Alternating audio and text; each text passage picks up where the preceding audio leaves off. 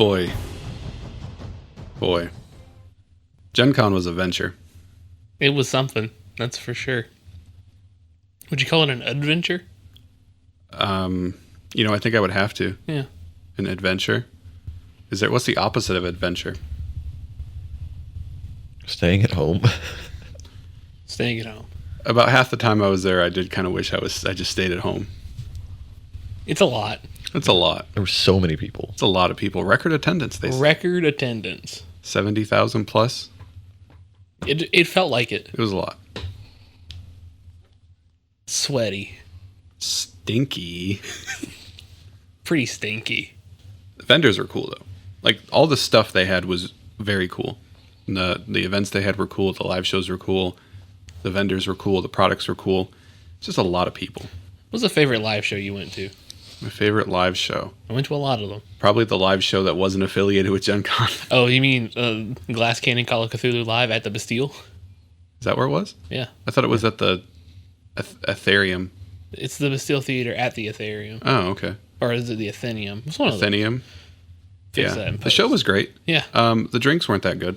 Well, you can't expect much. I expected a little better. Okay. I just had a beer. It was fine. Yeah. The crowd could have been a little better. One person in particular. One person in particular. Yeah, that's fine. No, Gen Con was fun, but again, it was a lot. And sometimes, I don't know about you guys, but anytime I go on vacation, if it's a planned vacation, I'm always like, this is going to be fun. And then the closer I get to the time to go, I completely shift and I'm like, I don't want to fucking do this. I do not want to go. I want to cancel these plans. And it's everything. For Gen Con, it was the exact same thing. I was like, I don't want to go. I don't want to spend the money. I don't want to devote time to this. I just want to stay at home. And then when I get there, I'm like, okay, this is cool. I can deal with this. But that week before of just not wanting to do this takes me out every time. No, I for sure get that. I get like travel anxiety before going anywhere. Yeah.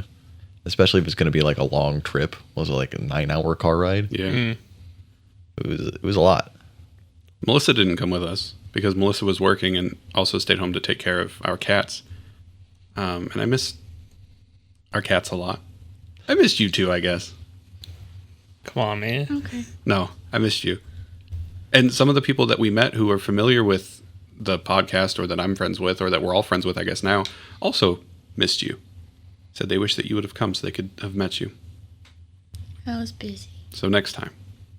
You mean next time at PAX Unplugged 2024? Okay, maybe. Commit right now on air? What time of year is that? December, the first weekend of December. In Philly. In Philly. I do like Philly. Philly's cool. I love Philly. The whole time we were in Indianapolis, all Chris could talk about was Philly. Well, What's your opinion on Indianapolis? as a Indianapolis city? sucks, man. It's bad. It smells bad. It's not as visually attractive as Philly is.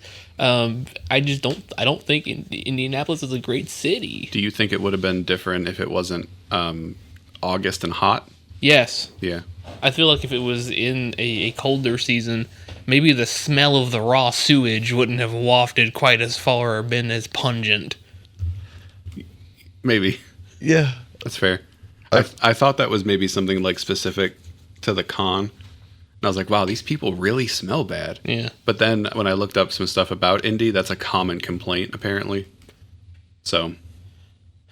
I've been told that if I didn't like Indianapolis, I wouldn't like most of the Midwest. I think they're right. Here's one thing that I did like about Indianapolis a lot was that like the downtown area where like a lot of the events were, because it was in the convention center, but then there was like a lot of hotels and like nearby venues that they also had events at. It's a very walkable city. Like there was a lot of like skyways connecting between buildings, and it was pretty easy to get around, at least on foot, which I liked. It was nice. Once you got downtown, it was very easy to get wherever you wanted to go. Yeah. Which is nice. We also drove to Fort Wayne, which I kind of liked more, I think. Yeah, I think Fort Wayne was a little nicer. The restaurant we ate at was really good. Yeah, it's pretty good.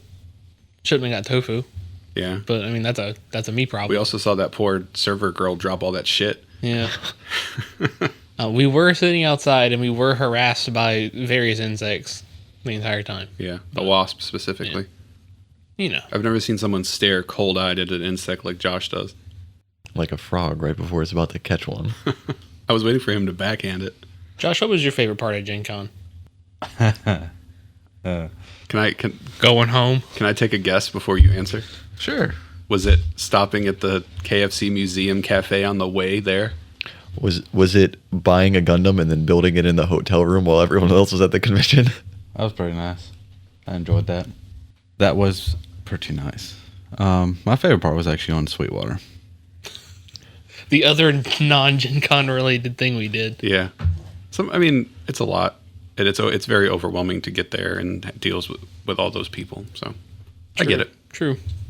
I don't know. I had a lot of fun. I don't get that weird anxiety y'all get. I get super excited to do something and then extremely depressed once it's over. Well, it's like me and Christmas, but like anytime I make plans to do anything, if it's hard for me to make plans because it doesn't matter what they are. I'll always not want to do them right before. It doesn't matter. It really doesn't. Doesn't matter what it is. It could be something as simple as us planning to go to get sushi after recording today.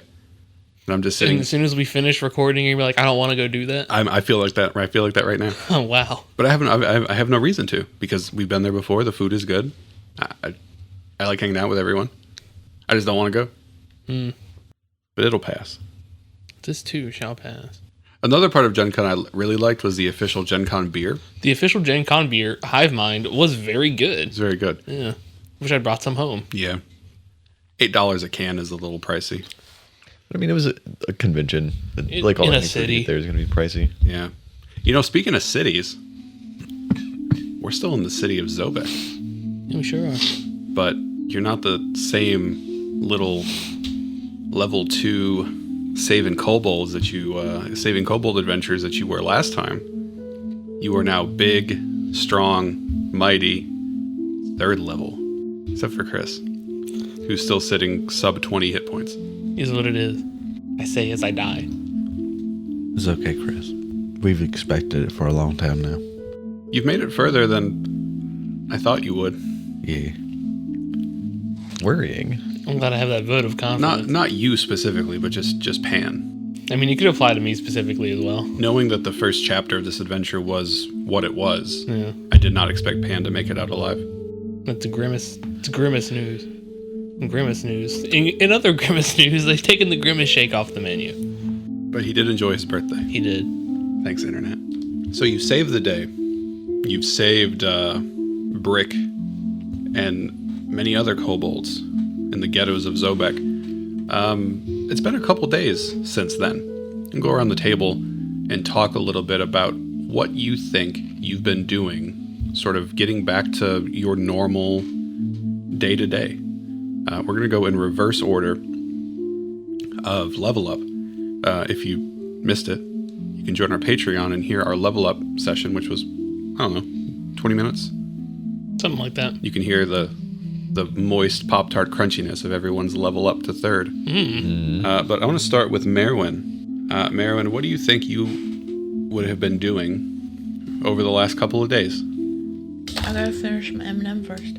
Oh, well, please finish your M&M. What kind of M&Ms are those? Peanut butter. Peanut butter? From the M&M company?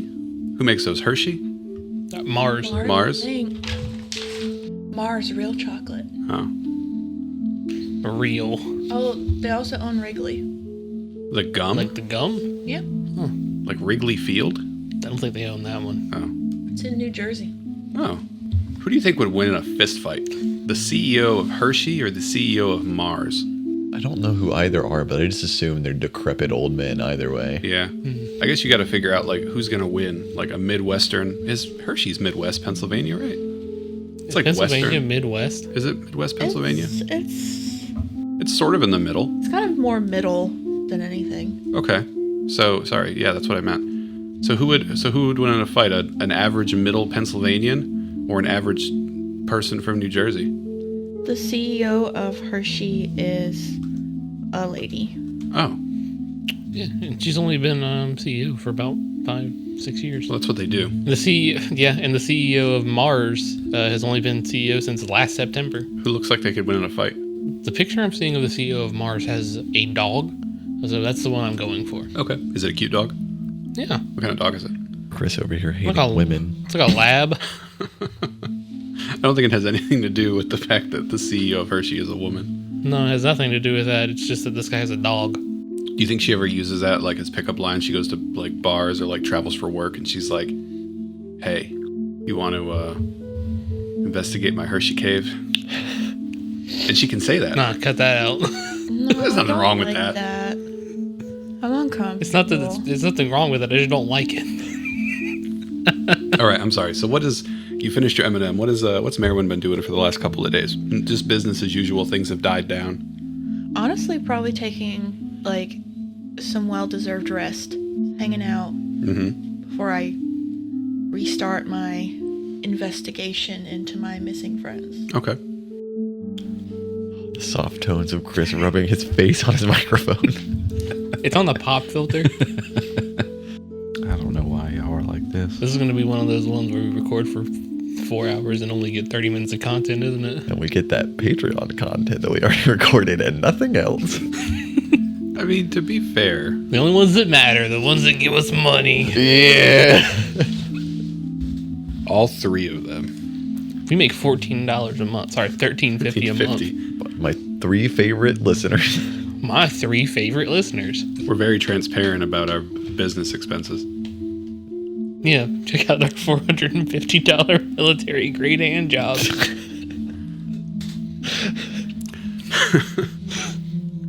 I hate it here. No, it's your joke. So Merwin's just been taking some time to rest. Do you think Merwin has been spending any more time at the Rampant Roach? Yeah. Yeah. Part of my resting is to hang out, Make some friends? eat. Eat? Gotten addicted to Brick's cooking? Yeah. It's like home cooking. I've never had really home cooking before. Boy, this is way better than the sticks I normally eat. Yeah. These sticks have bugs on them too. Ooh. Merwin, those are called skewers. You're not supposed to eat the stick. Why? Seems wasteful. It's on the plate, isn't it? Hey, fiber. You need it in your diet. The next Patreon exclusive is going to be everyone describing their character's shits. Is it canon that Merwin has IBS? It can be.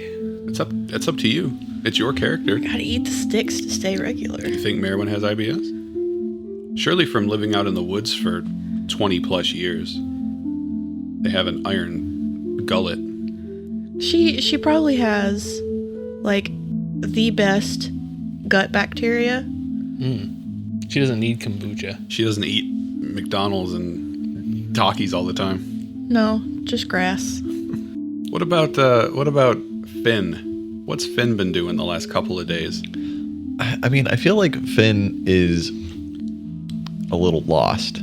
Because, like, he doesn't really have, like, a direction as to why he's here, you know? Or at least not presently. But he's also probably pretty overwhelmed because this is a decently large city, you know?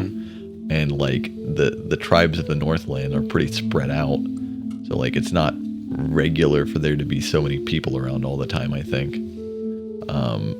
So I guess he's just trying to take in the city and kind of, you know, get better bearings and more accustomed to the environment in this time. Do you think there's a time when he's in the city that he goes through like the tchotchke market and there's someone who's selling like authentic Northland goods, but they're really not? I mean, probably, yeah. I think so. He goes by. You think he says anything, or does he just judge silently and be on his way? No, I think he would, like, for sure internalize that, you know? Yeah, he feels slighted. Yeah.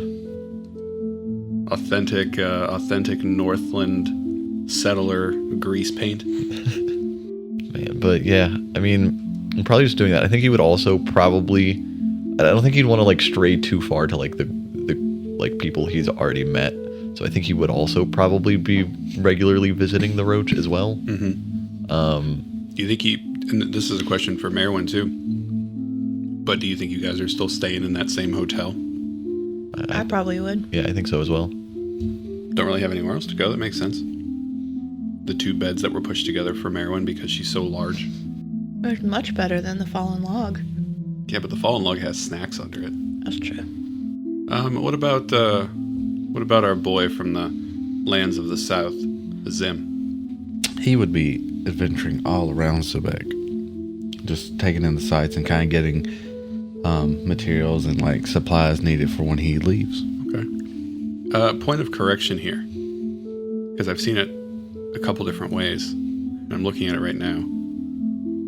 Is that an S or a Z in your name? Episode 11, I should probably know this. S. S.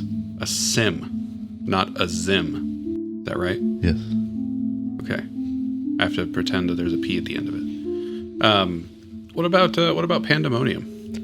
Well, Pan already missed 1 day of class, Yeah. so days. he's got to go back. He's got to catch up. So he's going to class. Yeah, but like the first day of school is a waste of time. Well, yeah. I mean, it's you sit down and you do the same. What's a fun fact about yourself? And all that good stuff. But we're back in. Guys, we gotta talk about the syllabus. This is Title 9. You've talked about it 17 times, but we're gonna talk about it again. By the way, you all go to class with each other and you have the same classes year after year, but you need to reintroduce yourself just in case. If I knew what I did now, I think I'd have to like a little ploy. It's like, tell me a fun fact about yourself. I like to go on camping trips with my grandpa. And then the next year, tell me another fun fact about yourself. I don't like to go camping anymore. No, like Also, I hate bears. and I think we may have talked about this in an earlier episode actually, but like the evil ploy you can do is if you've got like a bunch of classes with the same group of people over and over again, you just pick whoever goes before you and steal their fact from the last time, because people don't typically just use the same ones over and over again. Just take it, it's yours, and then if they aren't paying attention, you can call them out for stealing your No, fact. that was my fact. Yeah, we're back in class. Back in class. Yeah. What's Pan studying currently? Gosh, I think we're talking about Astronomy 101. Yeah. Yeah, I think that's what we discussed. Okay. The class he's probably most excited about because that's the one that Professor Riverbend's teaching. Yeah. Also the one he can probably just sit by and not do anything in and still get an A. What where in the class do you think Pan sits? Pan's in the back. In the back? Yeah. Does Pan get there late, or is Pan there early? I feel like Pan is there early, but he's claimed his spot in the back. Does Pan run in late with a piece of toast in his mouth? Yeah, that is his parents spent all this time making this huge feast, and he just grabs toast and runs out. I'm late. Oh no. Let's talk about Pan's parents. Let's not. Okay. Let's go around and everyone share a fact about their character's parents. Okay. So yeah, we're going to class. Mm-hmm. We're back in the workshop with Togs, cleaning up and stuff. Okay. Sleeping there. Yeah. So normal stuff. Yeah. You any long for adventuring? I think so. Think so? Yeah. I think that Pan's learned in the past few days that he's unlocked more about entropy in that research in the last few days than he has in years of being in the Collegium. I mean, study is a long and arduous process. Yeah, it's much easier to just go out there and do it. Just kill stuff. Yeah. How much experience do I really get from reading this book? Like one? Yeah. But I could go kill 100 goblins. Problem solved. Do you guys think that you still maintain contact with each other? Probably. Yeah. I think so. Unless you're walking around the school, you probably ain't seeing me. Is there a point where like Pan gets out of class and when he's leaving the building, Merwin's out there waiting for him, and someone like goes by and says something rude to Pan, like, "Oh, you burned down your school, you suck." And then like when they go and disappear around an alleyway, Merwin just goes down and beats the shit out of them. Well, I wouldn't know. But maybe. You're riding down on a bike, and I just grab the bike. Give me this, you fucking nerd. Merwin just hides in the bushes with like a really strong stick. And when the bike goes by, she just puts the stick in the spoke. Ooh, you fell off, idiot. Whoa, what a loser. Bet Pan never falls off his bike. I can't ride a bike. Shut up. So I think what happens, a couple days pass, and you all decide to get together at the Roach.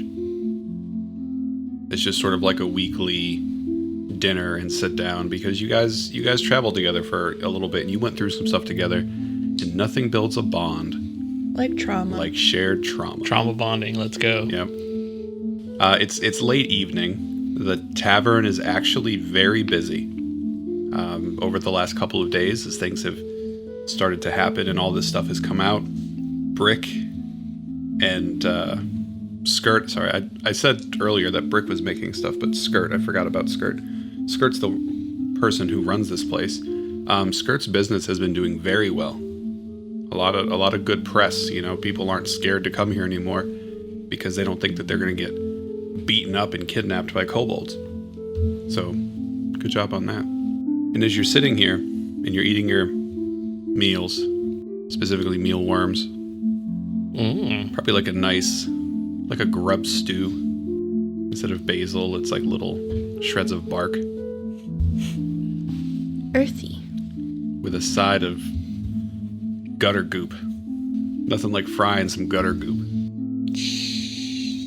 Sounds like a grindcore band. It does. Gutter goop. And you're sitting at your normal table. And I don't even know if you really notice, because people are coming in and leaving, you know, consistently. But the door opens, and as you're sitting at your table eating your meals, I think Finn is probably the first one to notice that, like, there's a person who's standing at the edge of your table, just like staring at you, waiting to be acknowledged. Is there something that we can help you with? And standing there, you see a fairly tall, I'm going to say person, but they are not a person in the traditional sense. Standing there instead is a gear forge. So this is like a mechanical person. You've seen them in the gear district. You've seen them around Zobek. Can I get everyone to roll me a religion check, please? Dirty 20. I got a 19. 11. 2. You would probably be able to identify that this gear forged has on the regalia and some of like the insignias or holy symbols of a god known as Rava. There is also on like a pendant, he wears a bronze spider, which is, you would know, is the holy symbol of the gear goddess. Okay. Like I said, he's pretty tall. He's made of a mixture of brass and wood. He has red and gold colored robes on, and he's standing at the table. Finn looks over and addresses him, and he says, "Yes, hello. I am pious." Well, it's nice to know that you're pious, but what's your name? "My name is Pious. Oh, okay. Thank you. I've been told to find you." But by whom? He reaches into his robe, and he pulls out a gun. Oh my god. Oh, no. He reaches Take my money. He reaches in his robe, and he pulls out like a piece of paper, and he puts it on the table. He says, "This is all of you." I look at the piece of paper. And on the piece of paper is all of your names. Is a sim spelled with an S or a Z? Where is he? It's spelled with a Z, but then it's crossed out. It's just like written over really heavily with an S. Does it have his last name on there? Does a sim have a last name? He does have a last name. Then it is on there. No, they wouldn't. They wouldn't know. Oh no, it is. They wouldn't know because I've never introduced. What my does it last say? What does the last name say? I don't know. What is the last name? What does it say? name. Don't worry about it. It's on the paper. No, it's not.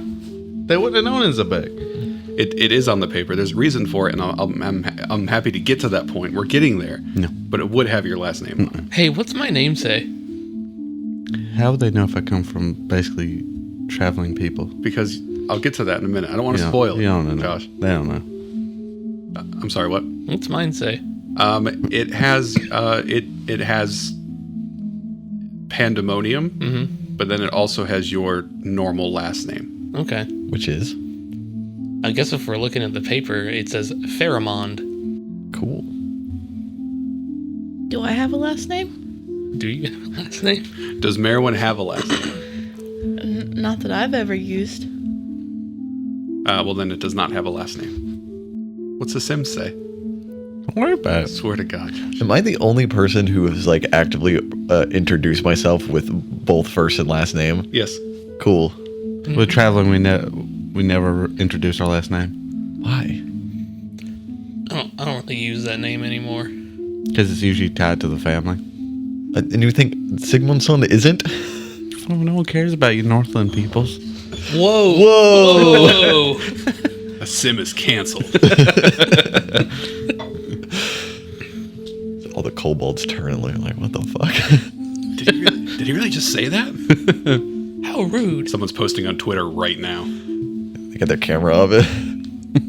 Canceled, done. He's finished. I like to picture like this Who little cares? halfling writing down notes or like drawing something.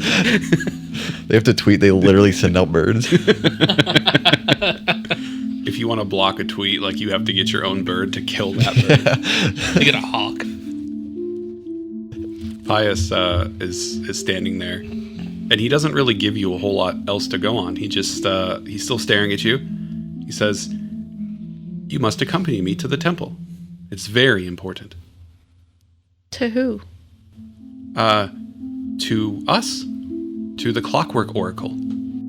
Who's you? I am Pius. You guys want to roll me a religion check regarding the Clockwork Oracle? Yeah, sure.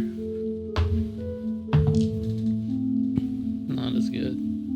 Pius will point to the paper, and like he'll, with every word, he'll kind of poke the paper with his finger, and he'll say, "This is most unprecedented."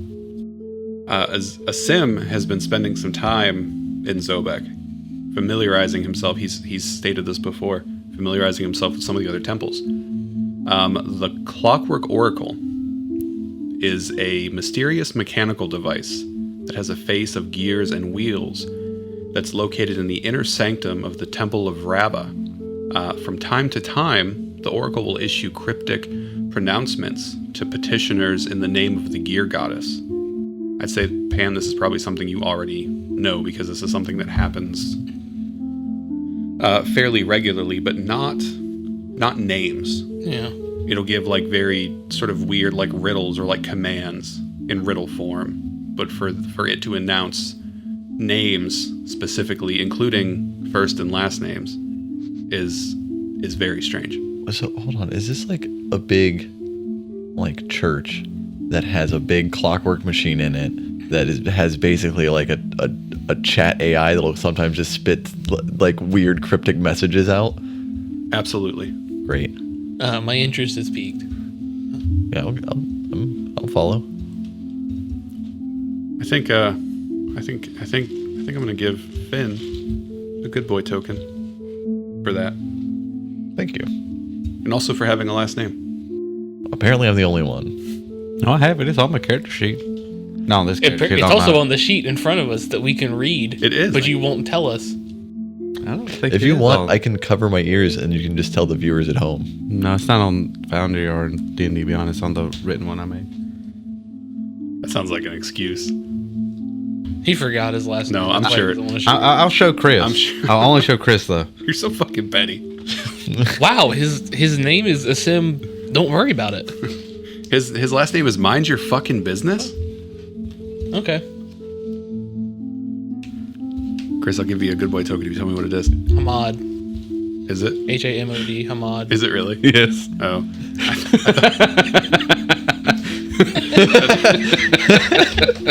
Calm down, Oliver fucking Twist. I swore it was gonna be something funny like, my name is Asim Khalifa. No, I actually looked up names that were appropriate for the culture, sir. Yeah, did you look him up in that really cool limited edition Southlands book that you bought at Gen Con from the Kobold Press booth? No, because I made this character way before I went to Gen Con. Oh. What is that book you have over there, that really cool purple book? It's the Southlands book. What if you just lied and said that you did? Because For clout. I mean, I didn't use the book to find the names. I looked up actual Yeah. names. Good. Integrity is important. I don't believe in lying. Josh has never lied to anyone in his entire life. I know that's not true.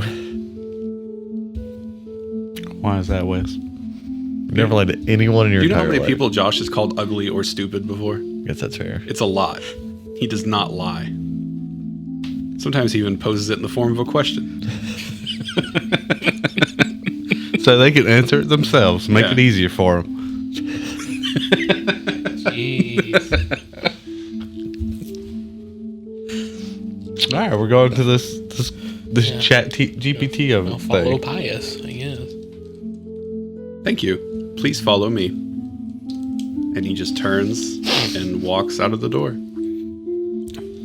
I guess we turn and walk out the door too. Skirt, what do we owe you? I don't know. We'll square up later. It's fine. Okay. Cool. I'm not squaring up later. I'm making pandemonium pay for it all. I'll just you could just charge that to my study mommy. It's a credit card with her name on it. I stole it. Does she give you an allowance? If only. Do you think your parents send you an allowance? Probably. Yeah. It's just like an automated thing though. It's like they don't even send like a card that says hope you're doing well. No, it's just like a bank transfer has been initiated on your account. Do you think they send it via Zelle? No, they use Cash App. Oh. Someone in your family sells drugs.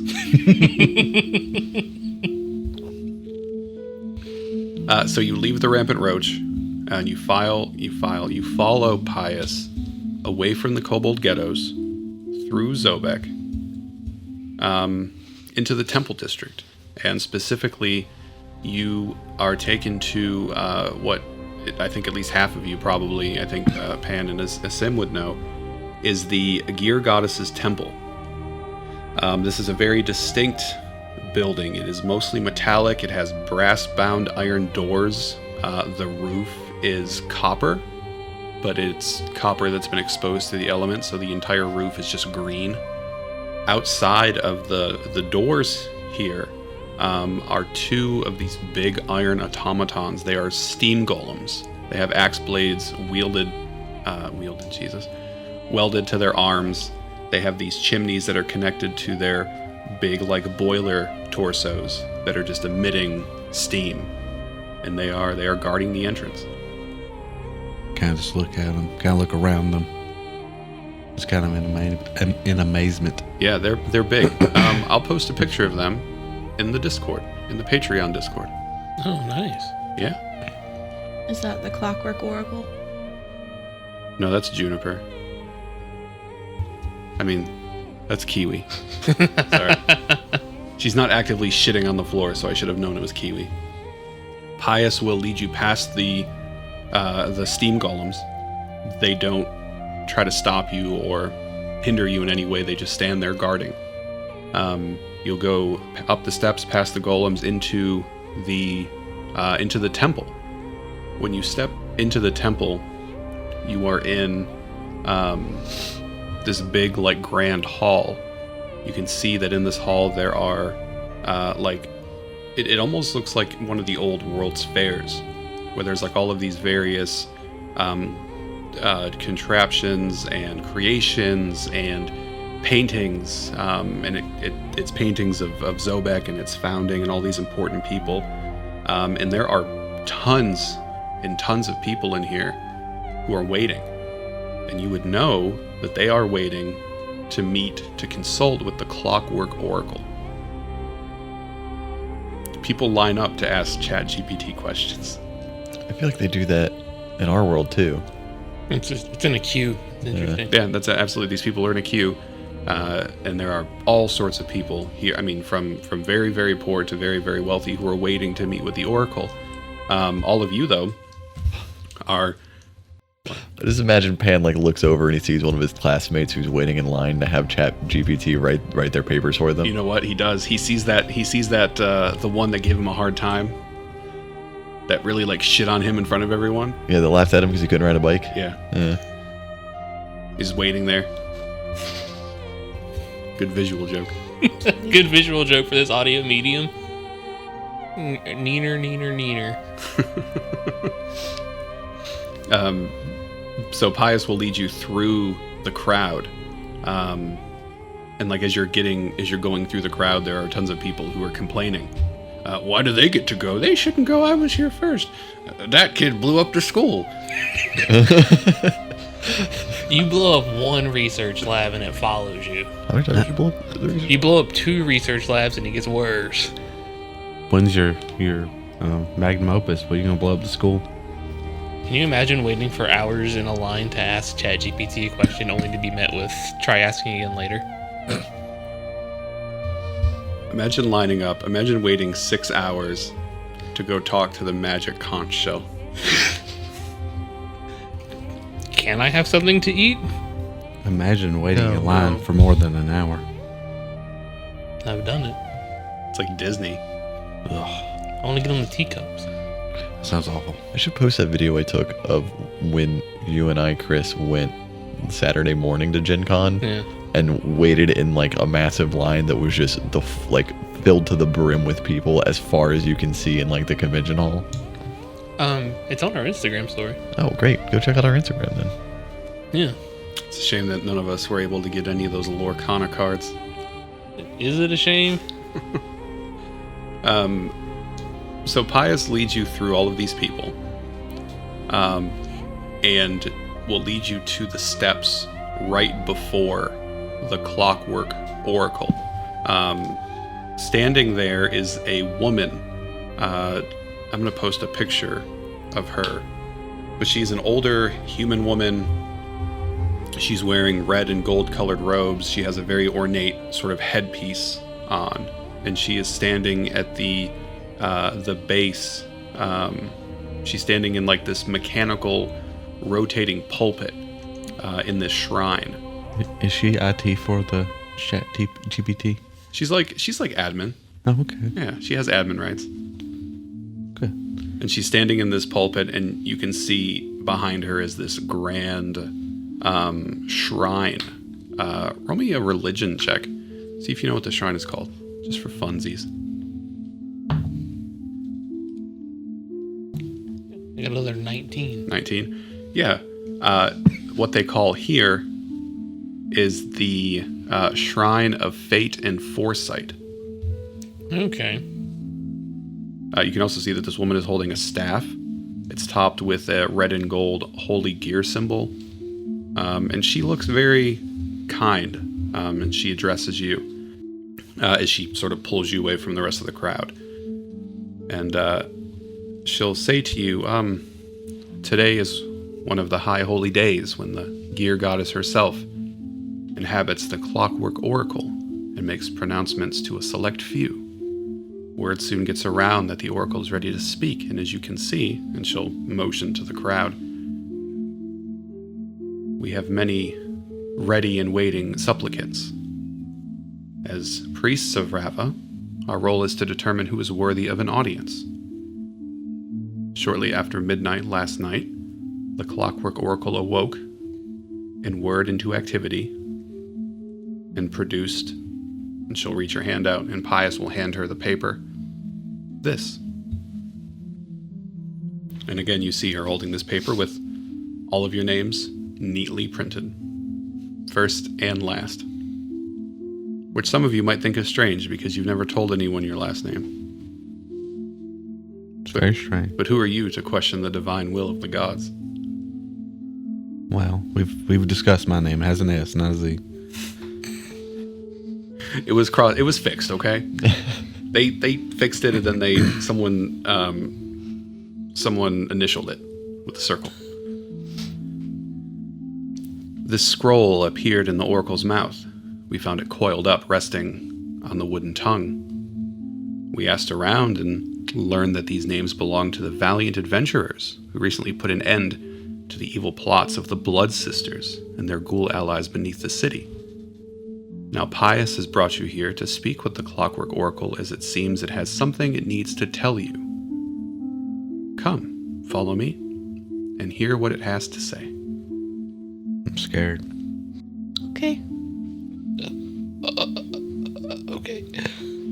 It's the same sound that someone makes when they die in Phasmophobia. I was just like, This priestess will lead you down this short flight of steps beneath the pulpit into this inner sanctum, and you can see where the Clockwork Oracle actually physically exists. The sharp tang of metal and oil fills the air of this cramped, low-ceiling chamber. This is the server room. The back wall is covered in silver dials and actuators, golden balance wheels, bronze pistons, and gears. Together, these components form a giant face. The oracle's mouth opens and it speaks in a rasping mechanical voice. They are here. Good. The oracle falls silent, apparently waiting. The priestess will nudge one of you. Will nudge Finn. damn. Say, you should ask the oracle questions, anything you may want answered. Normally, they will only answer one question from each, so you should consider your words carefully before speaking. What's Meryl's last name?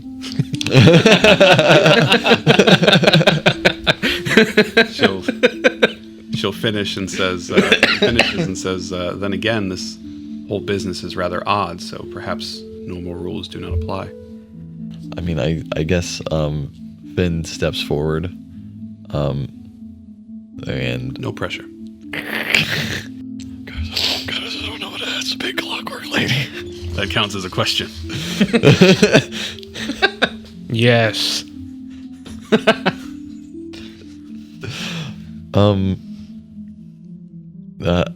Fuck, I really have no idea. Pass. Maybe something like, why have you brought us here? Fair. Yeah.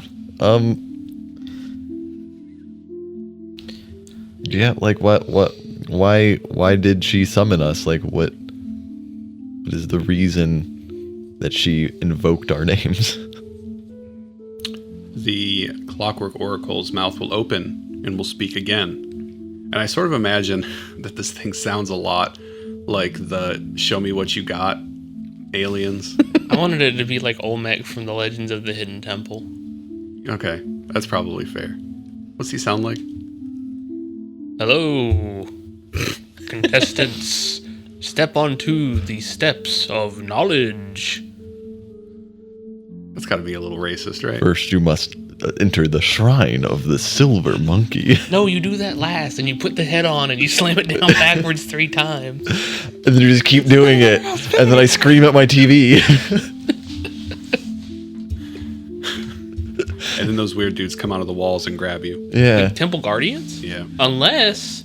Yeah, but... And they just put a child in a chokehold and drag him into the darkness. So you ask, why have you summoned us here? And the oracle will respond, the ghouls are stirring in their tunnels beneath the earth and will soon rise. They must be stopped, or Zobek will merely be the first of many to fall.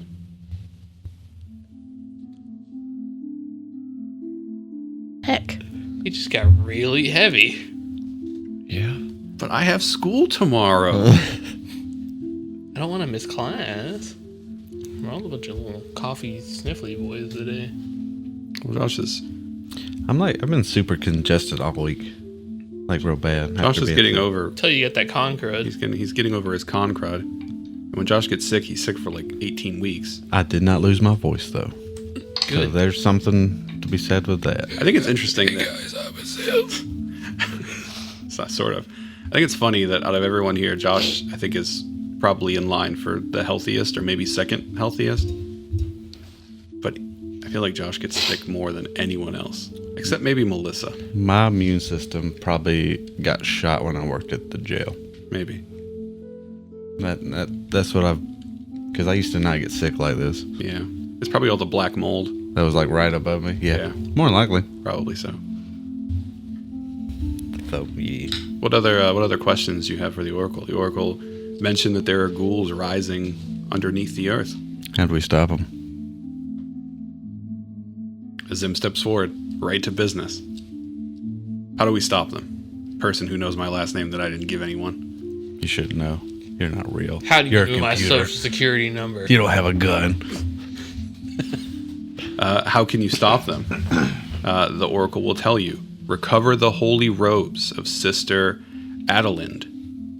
Use it to stop the dark wedding, then defeat the leader of the ghoul uprising. The Dark Wedding? So a lot of nouns in there just now. There were. Do you want to go over those again? Oh, yeah. Yeah. I need captions. Can I get subtitles, please? Recover the holy robes of Sister Adelind. That's Adelind. Use it to stop the dark wedding, then defeat the leader of the ghoul uprising. To stop the dark wedding? Yep. That's what it said. Recover the holy robes of Sister Adelind. Use them to stop the dark wedding. Defeat the leader of the ghoul uprising. That is correct. Okay. Merwin, Pan, do you have a question? Where should we start? Seek the robes in the fallen kingdom of the mermaid. Huh? Where's the fallen kingdom of the mermaid? I don't know, Dad.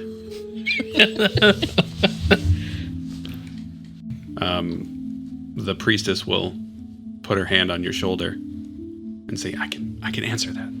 But ask important questions now. She doesn't like being told what to do. Sorry. I'll just tell you, but then pretend that it was your idea. Do you want to ask about your missing friends? You can, if you want to ask where it is, you can. That's fine. Well, if the priest that I flipped off priestess that I flipped off knows, then I'd rather use my question to ask about my friends. You can do that. You have a question. What do you want to ask? Do you know anything about my missing friends? Sorry. Try again later. And then I flip off the clockwork oracle. Oh no. No. It'll say, you may find who you seek on this path. Okay. I've done asked a question. I ain't got nothing else. I'm assuming we only get one.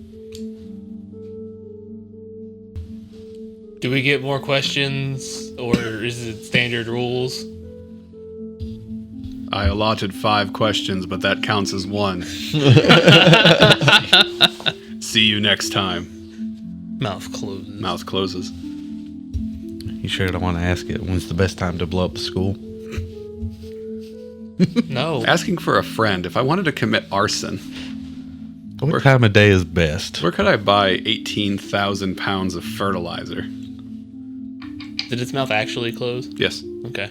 We're done. The mouth doesn't like move when it talks. Like when Does it's it open and close? Absolutely. When it speaks, the mouth is open. When it's done speaking, the mouth closes. Do you know why I'm a tiefling? The mouth is closed. Could it keep opening, please? The priestess will. I think that's all. I think that's all we're getting to. Damn, I wasted my question. You really did. How did I got very useful information. So let's. She'll lead you back upstairs. She leads you back up to the pulpit. And when you get to the pulpit, she'll sort of like pull you to the back of the shrine where you're not with all these other people who are waiting to get in. And there are a bunch of other like acolytes of the temple who are sort of fielding all of these people, like making sure they don't rush in, because it very much is like the outside of a Best Buy at Black Friday. It's the outside of the Gen Con exhibit hall, and they're in the line to get Lorcanna. And they're going to run as fast as they can to the front of the line and push over people who waited overnight. Especially if those people are in wheelchairs. Actual thing that happened. Yeah, that checks out. The priestess, who she has not given you her name yet, but I should probably tell you that her name is important. Her name is Priestess Lena. That's Lena. Ravovik, Ravovik. Okay. High Priestess of Rava among the humans. And she will tell you that since you have been charged with a quest and a service, then it is her duty to aid you in any way that she possibly can. So she will give you some information. The first piece of information she'll give you is that Sister Adelind was a shield maiden of Sif who fought against the undead of Morgau at Jarosberg and Krakova. She slayed the notorious vampire lord Otmar the Sallow before dying heroically in battle 10 years ago. She has since become a symbol of hope and defiance to those who stand against the vampires and has been declared a martyr by Queen in Exile Ursula of Krakova.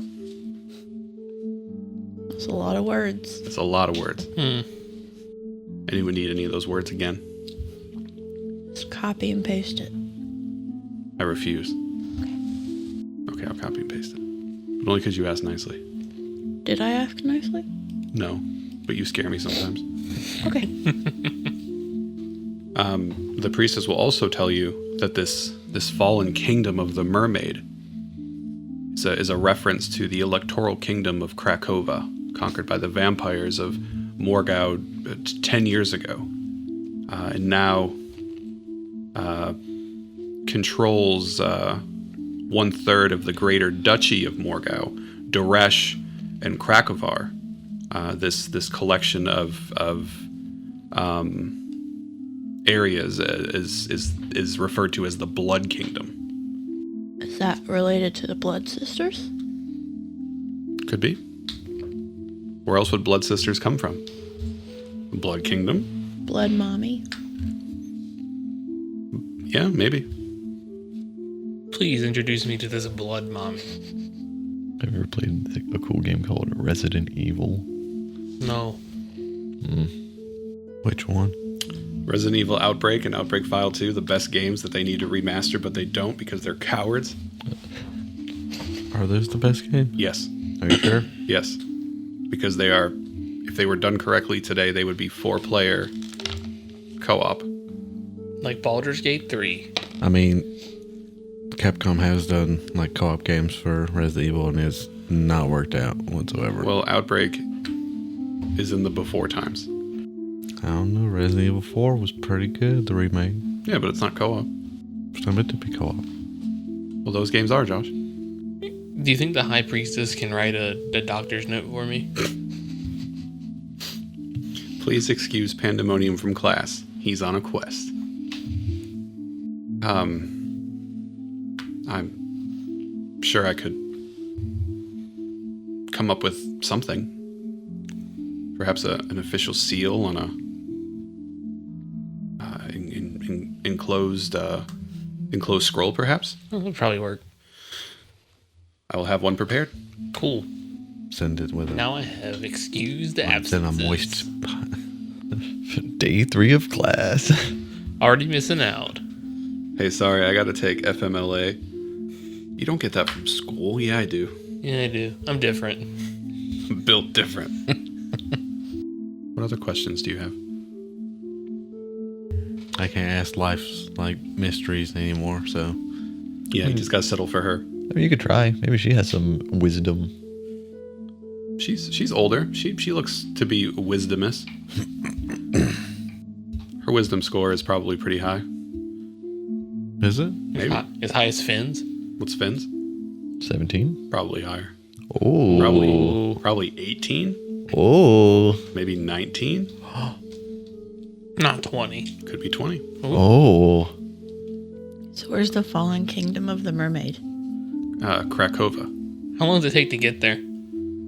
A normal travel would, I don't know, be maybe, depending on how you traveled, maybe close to 20 days Oh boy, that's overland travel. It's a long time. Do you have any access to any faster modes of transportation? Yeah, let me just give you the keys to my Mustang. It's good to ask. Now we got a Mustang. Can any of you guys drive? Do you guys have your license? What is a license? I've been instructed on how to sail a boat. Can we get there by boat? You cannot. You would think the Mermaid Kingdom would be a great place to get to by You'd boat. think so. Hey, I didn't name these places. That's true. The wonderful folks at Coldwell Press did. Yes. And maybe once you look at a map, maybe it'll make more sense. Is it mermaid shaped? It's just Mermaids. It's just like one big pool of water, just like right in the center of like a large landmass. the landmass is shaped like a sexy mermaid doing like the hand on the Yeah. hand on the hip, and then the pools of water are like her eyes. Ooh. That's not true. Unless. Maybe it is. The priestess Lena will suggest to you that near this kingdom, in the Iron Crag Mountains, at the Black Canton of Grisal, are dwarves. Dwarves who are known that they have been battling these undead for Morgau and Doresh for centuries and possess one of the most complete knowledge of these creatures. Perhaps you could speak with them and ask them about the robes, and they would be willing to share knowledge with you. Pan, a couple things. Really one thing. You're from Zobek. You're familiar with the Oracle. Mm-hmm. You've been appointed this venture by the Oracle. Refusal to do this, at least in Zobek, would be met with exile. So you're taking a trip no matter what. Yeah, we have to. We have to do this, or else we get kicked. Well, I have to do this, or I get kicked out. So it's only high stakes for one of us. I mean, it's really high stakes for all of us if this happens and like everything just ends. So, do you have any supplies that you could gather for us for this journey? What's wrong, Chris? Are we ready? Yeah, I've been ready. Yeah, cool. So we were just talking about good boy tokens, and I'm hoping that this is in the edit now. But while we were at Gen Con, we went to the like the Tales of the Valiant, like their live play demo that they were doing. And one thing that they had in there for their like inspiration system is they have inspiration that specifically is for like the DM to do like evil things, like causing players like fail saves and stuff like that. And we were thinking that if we implemented something like that, we should call them bad boy tokens. Okay. I don't hate the idea. We'd have to get opposite tokens that say I was caught being bad and it's a frowny face. I mean, I'm happy to give myself bad boy tokens whenever you all feel is appropriate. I think it's. I'm not sure how their system exactly works because they didn't really cover it too much. There was a lot. There was a short show. They had a lot to do. But like, I love the idea of us just giving you bad boy tokens sometimes. We have a big pool of bad boy tokens that we give out whenever we're like, damn, that was evil. I was caught being naughty today. Oh no, I've been bad. I was caught being a bad boy. I'll just leave him right here, and I'm gonna leave it. I think it should be a vote. I think it should be a majority. Okay. If something happens and someone brings up the idea that maybe that deserves a baddie token, then Baddie tokens are different. oh, Yeah, sorry. very different tokens. Sorry. If someone like, for example, if I did something and Chris was like, "What a bad boy," and then everyone else could say, yay or nay, and if majority, then Yeah, I'm fine with that. Sure. If at least that three seems fun. If at least 3 people agree, then yes. Because I know Josh is never going to agree. Ain't getting shit from me, Nick. I ain't giving you nothing. I just got to keep it fair. I don't think that you should have this thing that we have. That's not fair. I don't have it, so it can't be a we thing. Because you used them all. To be fair, I didn't have one at the start of this session as well. She's back. Just be a good boy. I think we should get her own dice tray. We have an extra one around here, don't we? Yeah, she wouldn't sit in it. It's gotta be Wes's. So we got to buy Wes a new one. I mean, I have another one in my cubby. She just goes there to sit down and chill out. Yeah. Yeah, she's going to sleep. You can just sleep standing up like that. Yeah. Weird. Priestess Lena, as a sim asked if she possibly had any supplies. Mm-hmm. And she says that I don't have supplies to give you. However, I think it would be unfair to send you out with nothing. And she will give you collectively 2,000 gold pieces as an incentive to undertake this mission. I was take like it. broke before this. She just sent you your COVID relief check. Oh, sick. Thanks, Joe. 500 smackers. And some double chocolate chip. So everyone, you can divide it up how you want. I assume 500 each. But Jeez. Shopping spree. Wow, I have 570 gold. I have 509 gold. 504. do you think... I see that you posted your background in the chat. Did you mean to do that? Nope. Oh. But it's there, though. Okay, I thought you were trying to tell me something. Nah. Never mind. See, I don't think it would apply. Well, maybe it would. I was just pulling up to read it when we were talking about ways of getting there. Yeah.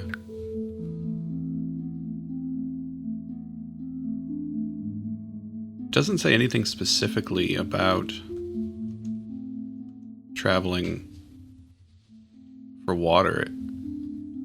It says specifically, as long as you aren't traveling at a fast pace, you can't lose your way under normal conditions.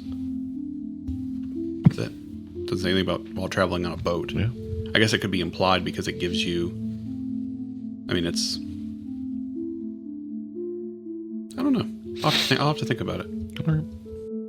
So 2,000 smacks. 2,000 coins for whatever you may want to purchase prior to leaving. That's enough to buy a couple PlayStations. I definitely want to buy two. I definitely want to buy a PlayStation. 2 of them. Yeah. I want to buy 2 potions of healing. Start off with. Where the fuck is Zobek on this map? There it is. Am I able to find 2 potions of healing? Absolutely. Fellas, we have a way to go. How much are they, Nick? 50? 50. Mhm. Okay. I also want to buy some more rations, which in here says about 5 silver pieces. But Yeah, that's right. so, how many silver equals a gold? 10. 10. You guys don't have super far to go. No, it's definitely not as far as it could be, Yeah. but it's still, I mean, it's a ways. I'm interested to know if Finn would have passed by there on his way in from the Northlands. I think Finn came on a ship. So Finn would have went, or he would have came. I think we talked about that he had left maybe from Stannisgard. That sounds right. Okay, yeah. So he would have came down. I suppose you could have went across the straits there, and then hit the river system and came down that way to Zobek. Because I don't think you would have went the entire way around. So the river system that leads... Yeah, so he would have come through Thorn. They probably would have come down the river Tormir, or Tamir, and taken the river Tamir down. I think that's... Yeah, that's right. So then he would have been near the free city of Salzbach. Then he would have come down... No, I'm sorry, that's not right. Hirschberg. Hirschberg. I was Hirschberg fan. It was lovely this time of year. There are fresh Hirschbergs everywhere. Yeah. The Hirschbergians are lovely people.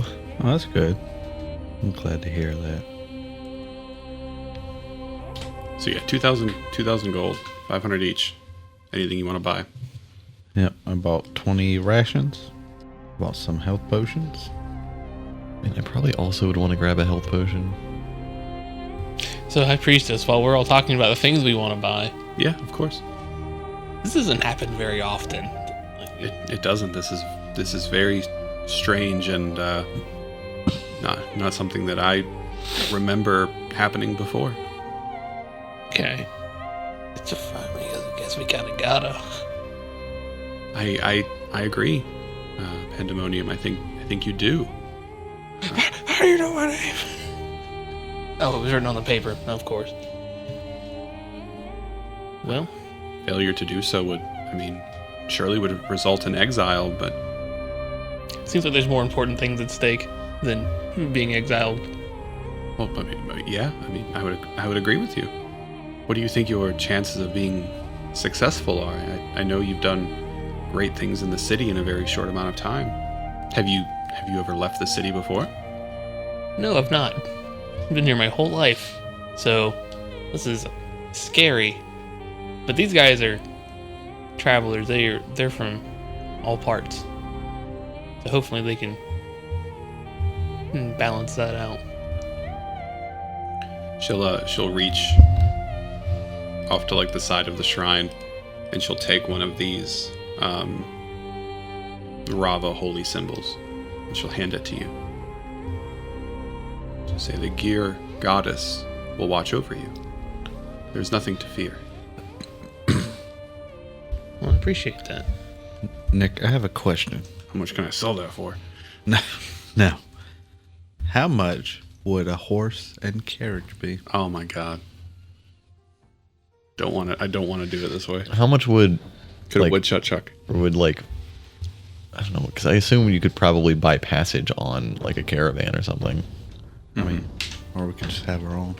Or we could just buy passage on a caravan or something. Or we could walk. No, We could walk, but that would take a long time. That's dumb. Why Like, walk when you ain't got to? A carriage would be 100 gold pieces. Okay. And a horse, of course, we all know it costs 5 gold pieces. $5 million. A draft horse would be 50 gold each. I we- think I want to go procure that, sir. What do you want, Nick? What's the problem? What's the problem with thinking of the intelligent way? Nick, I just want to say this now. Okay. If you don't let him, we'll just take summon steed later, and you won't be able to stop him. Oh, when I hit second level spells, absolutely, I'll have it. He's going to take it anyways. I mean, we know And this. then he's going to summon a unicorn named fucking Cupcake or something. No, I think my naming convention is very Whatever unique. food is on the table that day. This is my horse. His name is Butterfinger. It's a good horse name. Shut up. All right. It's funny you say that, considering we have a cat named Snickers. Yeah, but that was his name before we got him. Excuse me. We didn't change it. We didn't change it. Why would we? That's his name.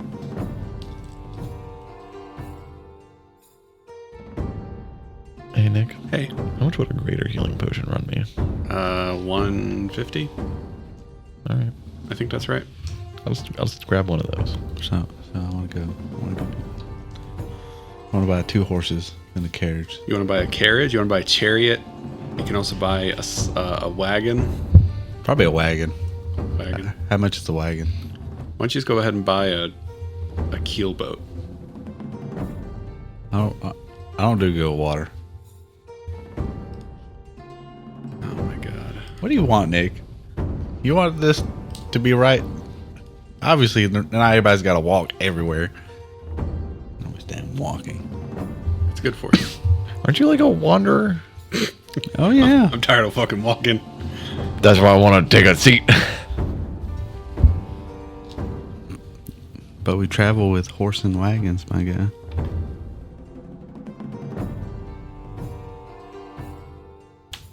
And then whenever me and the person I was going with, we traveled just 2 people, so we didn't really need it all that much. But since we're traveling with 4 of us, it would be kind of smart.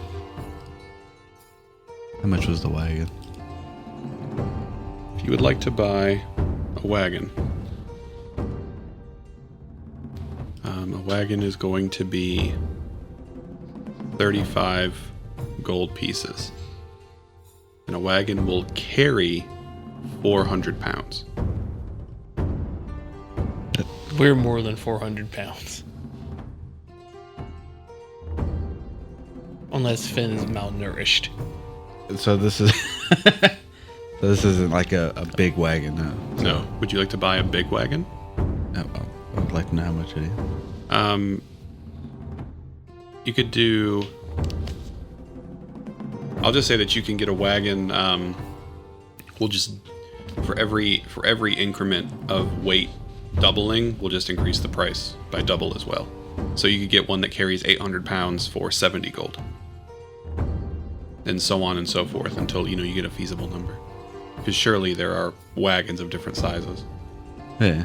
I mean, 1,600 would probably be more than enough, right? Yeah. So is it's the 35 every time, or is it like? Yeah. Okay, so Yep. So whatever your weight ends up being times by, just times your price by that too. so it'd be Times 4. So 140. Right? 35 times 4.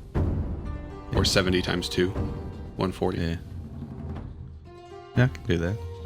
I'm actually not that bad at math, everyone. But you're probably going to need at least 2 draft horses to pull one that big, right? Would sure 50. For that one, you'd probably need, I'd say you need 4. Ooh, big boys. Or you can get 2 war Let me- horses. And then we me- all. A draft horse can, their carrying capacity is listed at like 540. So you figure you do, I mean, you probably say they can comfortably pull 500 pounds each. But just round down and make it easy. You get 4 of them to pull 1,600. Now the real question is, What are Does the anyone horses know going to how be to named? drive? Does anyone have proficiency with land vehicles? I don't think I do. Mm-mm. I have proficiency with the type of vehicles. What if we took a cart, but just instead of horses, we used dolphins? Yes, I do have it. Do you? Yep. From what? Sorry, Folk. I didn't mean to say it like that. From what, Josh? From Folk Hero. That does give you land vehicle proficiency. I'm sorry you're disappointed, Wes. I can't afford all 4 horses though. I can only afford the wagon and 2 horses. Get a smaller wagon.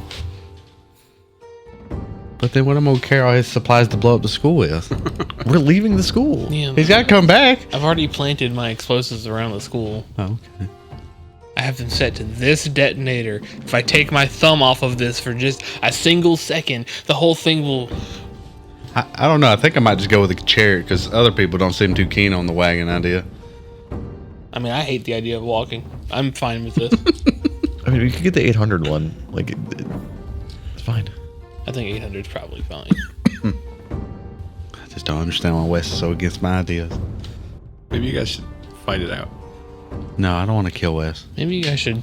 Or him use like some weird mantis kung fu. You don't know that Wes knows Krav Maga. You know that Wes is the best fighter in the Great White North? I mean, I know Hakuna Matata. See, I'm gonna do the 800-pound one. So it'd be what, 70? Yeah. And 2 draft horses, which would be 100, right? Can you say 50 a piece? Yes. Okay. All right, but if you got to pet, you got to take care of them. Got to feed them, take them for walks. We're about to go on a long walk. And I would like to buy like supplies for them as well, like the better kind of food or some foods for them as well. Sure. You can get. You don't really need saddles for them, right? But you would need the bit and brindle, right? Mm-hmm. For them. Is that right? Bridle? Oh, bridle. Sorry, that's what I meant. Not brindle. Brindle's the color of a dog. So that's an additional 2 gold per horse. Okay. And then you can get feed for them. Feed per day is 5 copper. And that's going to weigh 10 pounds per day. And that's per horse. There's lots of math here. I could just be a cool DM and hand wave it. But I'm not. Someone give this boy a calculator. No, I'm trying to think if I want to go with since we're on a vehicle, it probably wouldn't, or since we're using horses, it probably wouldn't be 20 days. You could also just buy riding horses. There's 4 riding horses. We can all just go. You'd have a horse, but you wouldn't have a carriage or anything to carry your stuff on. You just have like your saddles. Well, my saddlebags. But then the follow-up question. yeah. Does anyone know how to ride a horse? How is your animal handling? I get proficiency with animal handling because of the folk hero, sir. I have +1. Seems positive. Finn could That's turn. +2. You guys could save a horse, and Finn could just turn into a horse. He can turn into a For wolf. an hour. Yeah. I mean, how much are riding horses? A riding horse.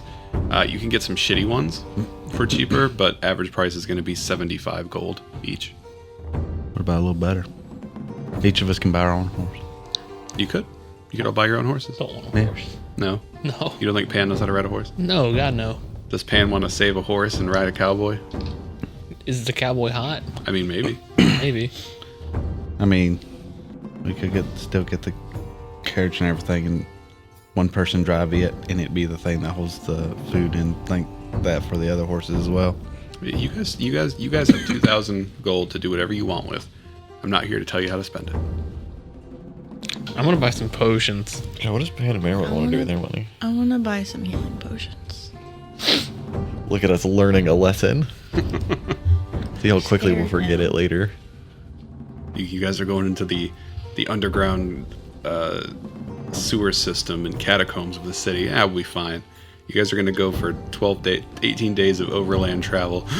Yeah, a leisurely stroll through the countryside. I'd like to buy some components for my component pouch. Sure. None of it's particularly rare.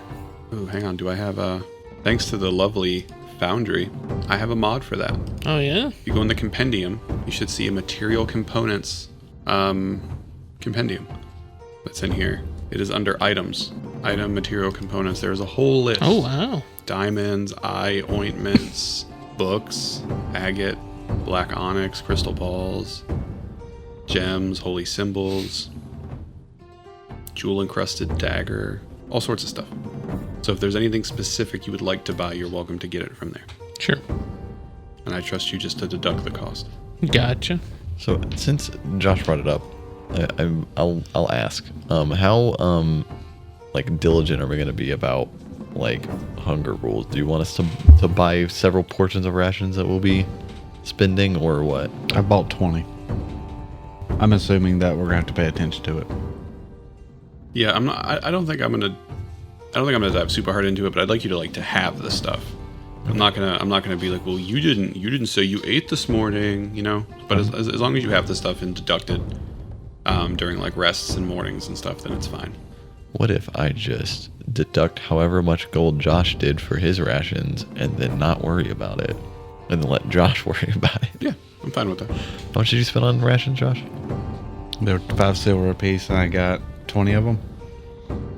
So was that? So 100 silver. took 10 gold. Done. This is a dumb question, but how do you add stuff to your inventory? You have to find it in the compendium and then drag it over. Okay. What are you trying to add? Potions of healing. So if you go into the tab there, the book, should be the second one from the left. And then there's one that has the SDR items. The standard one. And There, items, SRD. How many potions do you want to buy, Merwin? I'll add them for you, because I add them from somewhere else. Oh, I was gonna buy 5. 5? Jeez. Two, 250 gold worth of potions? 3. So 150? Yeah. Sure. I bought 4 potions Mm-hmm. and 10 rations. what? I bought 1 potion, you bought 2. I did buy 2. You got, or Merwin got 3. 3, and then Pan got 4. Oh, look at that. Yeah. Well, I was more concerned about the traveling. I'm trying to be less on the floor. I mean, I bought a big one, but because like I figure I'll do if I need to, I can spy Well, heal that's the with only spell. way I can heal people. I think it's fair. I think it's entirely fair for Pan to buy the most. He goes down the Well, most. no, not because of that, but because like Pan has never adventured, right? He's been in the city his entire life, so he's like, well, if this was bad, just going here, then surely leaving the city is even worse. So he's just being extra precautious. He has anxiety, Wes. Wes, you know what would made you really upset if I went with my other character idea? Which was A Griffin Knight. at least we would have had like a cool griffin. I think it actually Makes depends. butterscotch. How much personality would you have put into the griffin? I mean, About as much as he put into Fluffy and McSkittles. It's like, I didn't get to keep him long. I don't know what you want from me. because like in our Storm King's Thunder campaign, I played a Beastmaster Ranger, and my animal companion I think was like the heart and soul of our group. Which one? Yes. Well, to be fair, you tried to kill one of them. Yeah. So in you know, in the grand scheme of things, it's because of Chris that half of your character was successful, and everyone else. I mean, I don't disagree. I feel like my character had a lot of character growth in that campaign, but I don't know. Maybe we should go into it more in a unstable top after dark. So we still haven't done, but we can do it now. One day, maybe. What are the odds that someone in this city has elven chain? Elven chain? Yeah. It is a rare item, so I'm not sure. Yeah, but you have a contact, don't you? I do. I mean, I know Tog? Togs. Think Togs could get you the hookup? Maybe. Nick, I'm gonna get one more up for the wagon, the 1200. Let's hold off. Let's hold off on whether you're getting horses or wagons just yet, just to see what happens. Hang on to that for a minute. Roll me the good charisma roll that I can't remember. Okay, I keep wanting to say diplomacy. Give me Persuasion? give me a persuasion check. Pan. Yeah, sure. See if you can talk Togs into helping you out. No, that's a 10. 10. Okay. You can find it on your own. Yeah. Sell price for that is 4,000 gold. Okay, I can't afford it, or come anywhere close. I'm going to stop looking. Are there any other trinkets or anything that someone wants to look for while we're here? I didn't realize this was going to turn into a shopping episode, but You gave us 2,000 gold gotta have one. and said buy whatever you want. Gotta have one. I should have given you the money prior and let you pick up the mine, but I mean, that's part of the fun. How many sessions have all of us collectively played in where entire sessions were literally just shopping episodes? Too many. A few. A lot. Yeah. Yeah, it happens. It's part of the game. But anyways, at least for the time being, I don't have anything on a hot list. I'm happy with just getting a couple of potions and then finding travel and heading out. Okay. Merwin, anything you want to buy? No, I got what I wanted. Just the potions? Yeah. And you just wanted regular healing potions? You didn't want greater ones? Yeah, just regular ones. Regular ones, okay. Pan? Mm-mm. I'm good. No necklaces or wands or staves, rings, cloaks. I'll come back to you. Is there a discount magic item store in town? Could be. If you knew someone on the inside. If only I could find a cloak of protection. An uncommon magical item. An uncondom doesn't sound like a very good cloak of protection. It's nothing. I have the cloak of Trojan.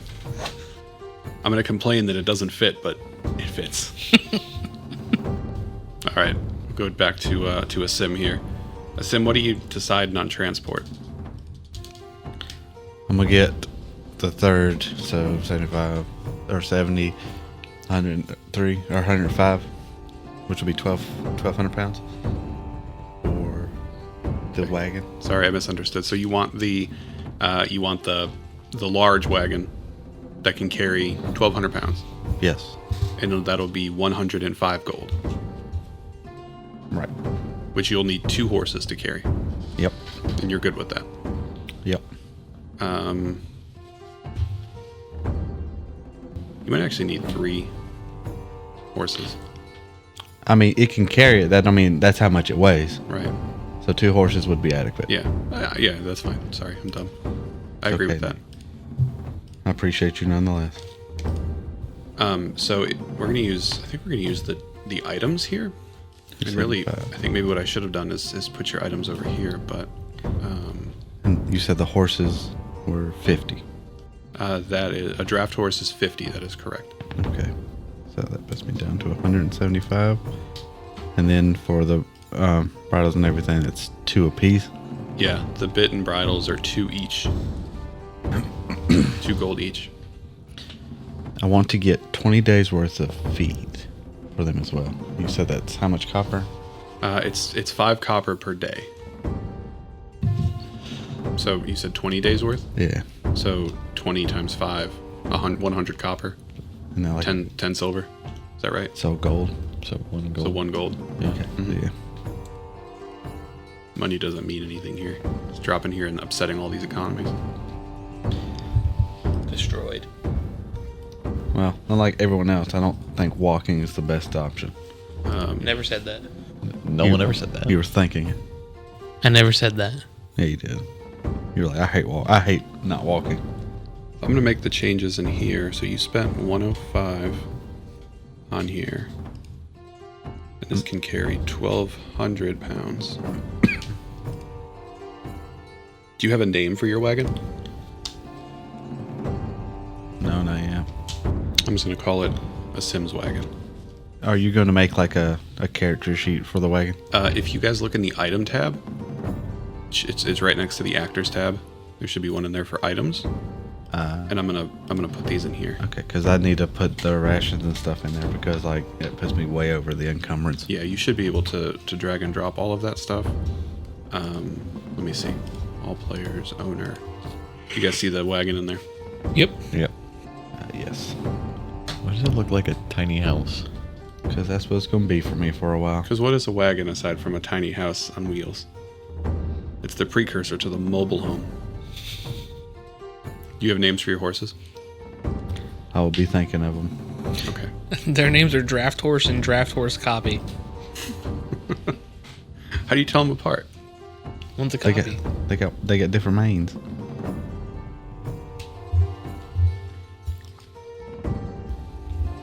Do you want to know what these horses look like that you bought?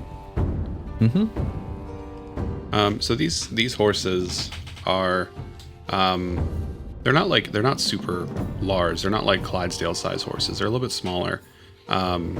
Say that these ones are about 17 hands tall, and both of them are pretty similarly built. One of them is a gray color, and the other one is like almost a black. And they have very nice manes that are like trimmed and kept up. At least that's what ChatGPT says about these horses.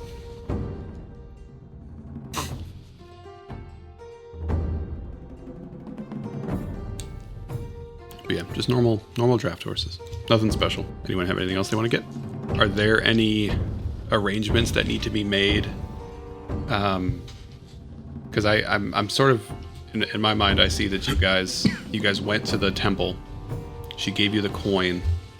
You went out and bought what you could. But some of that stuff, like, I don't know that you'd be able to buy a wagon and horses that late at night. It was like evening time. I'm sure all the stable guys are back home or something. So you have the rest of the night and then the first part of the day. And if you want to take more days before you leave, you're welcome to. But if there's anything special or any arrangements that you want to make before leaving, Well, and I'm really looking at Pan, I think, because I don't know that anyone else has any arrangements they need to make. Well, I want to go say bye to Brick and Skirt. yeah, we should inform the denizens of the Rampant Roach. We got to check out of the inn. Don't want to leave them hanging. Got to return the room keys. That's true. Extra fine, you know. There's no fine. Yeah. There's never been a fine for You have not to- turning the room keys in. You have to go to, or even losing one. Yeah. You have to go to the hotel counter so the woman working there says that you look like her brother. Nick, Or that you might get kicked out of your room. Yeah. Nick, you can look at the horses now. Oh, did you name them? I did. You guys have ownership of them, so. Dude, Oh, come on. Come on. We were just over here bragging about how like your name was like lore focused and set in like the Southlands. Look, I don't know And about then- you, but I think